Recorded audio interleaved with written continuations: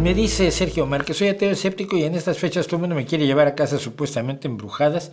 Siempre voy y no pasa nada, terminan enojados conmigo. ¿Te ha pasado a ti también? No. Yo he ido a una casa embrujada. Vamos, pues ya vas. Porque aquí pasan cosas, entonces vamos a verlas. ¿No? Se te va a quitar lo escéptico.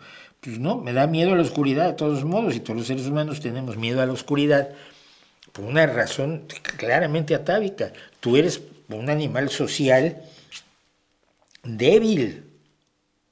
Unas garras, estos son garras, aunque me las deje largas para la guitarra, sin colmillos, sin una gran fuerza física.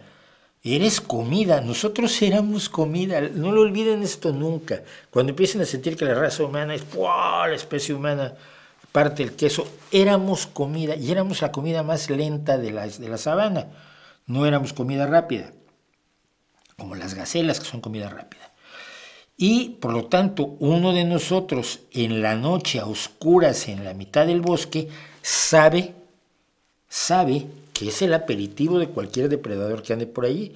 Entonces, lógicamente, tiene miedo y busca salir de esa situación y encontrarse con los suyos porque en los números tenemos la fuerza y así ha pasado siempre con los seres humanos. Digan lo que digan Milei y su tropa de locos y Von Mises y toda esta gente, sí hombre, sí, todo lo que tú quieras, pero el ser humano tiene fuerza en los números y funciona como sociedad y solitos somos comida. Entonces, pues yo pues, sí tengo miedo a la oscuridad, ¿no? Metes una casa sola, sí te da miedo, ¿no?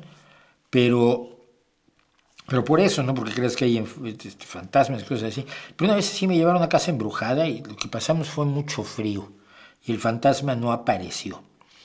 Y en otra ocasión aquí en Gijón, es que siempre se lo hago yo a Iker Jiménez, de verdad. Iker Jiménez llevó unos muchachos que tenían una casa embrujada, que había sido una casa cuartel de la Guardia Civil, aquí cerca donde está la termoeléctrica que nos surta de electricidad, la termoeléctrica de Aboño. Aboño es la población.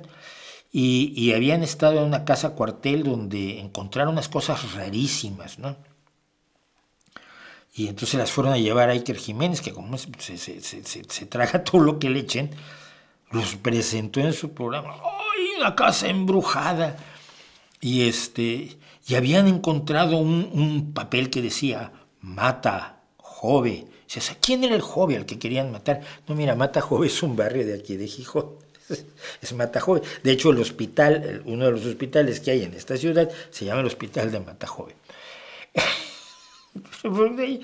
Los que se lo llevaron, pues se lo querían colar un asunto y él cayó como siempre, como caía como un niño. Ahora ya no lo hace mucho que no hace investigaciones nuevas porque cada vez que hace una se le cae el teatrito, ¿no?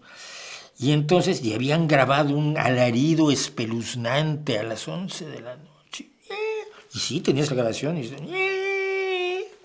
uy, la bruja, los fantasmas. Entonces fuimos, ¿no? Y se oye el alarido espeluznante cada vez que pasa el tren que va de aquí a Candás. El tren en esa casa cuartel hace una curva y las ruedas del ferrocarril rechinan contra las vías. Y no es nada misterioso, paranormal, supranormal ni nada. Y todas las cosas que habían encontrado eran igualmente triviales, pero les estaban presentando como el super gran misterio.